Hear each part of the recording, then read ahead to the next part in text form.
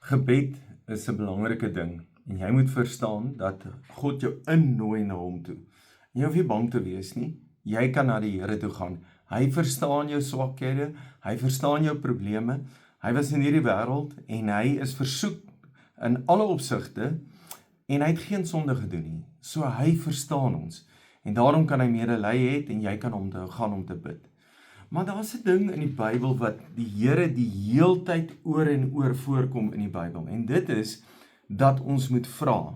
En Jesus vertel in Lukas 11 vertel hy 'n storie van 'n vriend wat na 'n ander vriend toe gaan en dan bly hy klop aan die deure en dan staan die vriend op en sal hom help omdat hy bly klop. En dan sê Jesus: "En so sê ek vir julle, hou aan vra en vir julle sal gegee word wat julle vra. Hou aan soek en julle sal vind.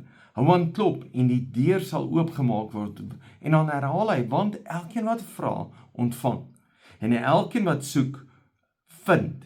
En die deur word oopgemaak vir elkeen wat klop. En dan sê hy, as julle wat sondige vaders is, weet hoe om goed te doen. As jou seun vir hom een ding vra, gee hy nie iets anders te nie.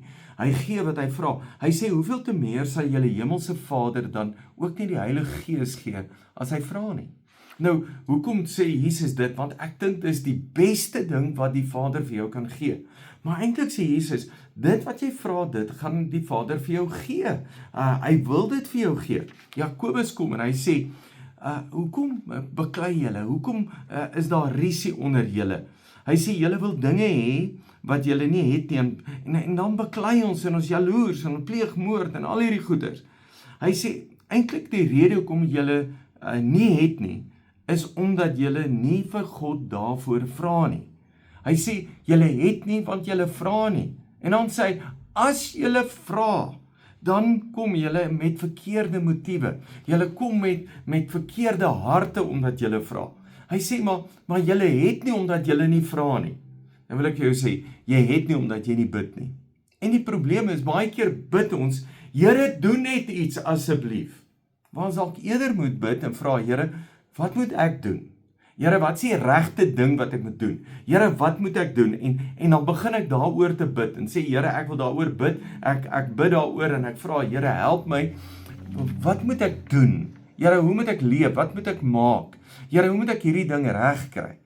En ek dink as jy dalk meer vra en bid en sê, Here, help my om die regte ding te doen, dan gaan daar meer goeders in jou lewe plaasvind. En partykeer moet die Here die deur oopmaak vir jou. Maar as jy nooit gaan klop nie, gaan die deur nooit oopgaan nie. As jy nooit gaan soek nie, gaan jy nooit vind. As jy nooit vra nie, gaan jy nooit kry nie. Dit gaan nie daar wees nie. Nou, hoor Markus 11, Jesus wat praat. Hy sê, daarom verklaar ek vir julle, alles wat julle in gebed vra, sal julle ontvang, mits, dis twee voorwaardes, mits julle God daarmee vertrou.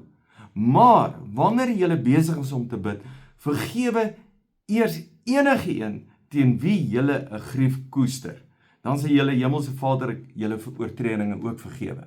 So, hy kom en hy sê, luister, vra my, mits julle geloof het, en mits julle vergewe. En ek het vir baie keer gedink, Here, maar hierdie vra en vergewe het niks met mekaar te doen nie.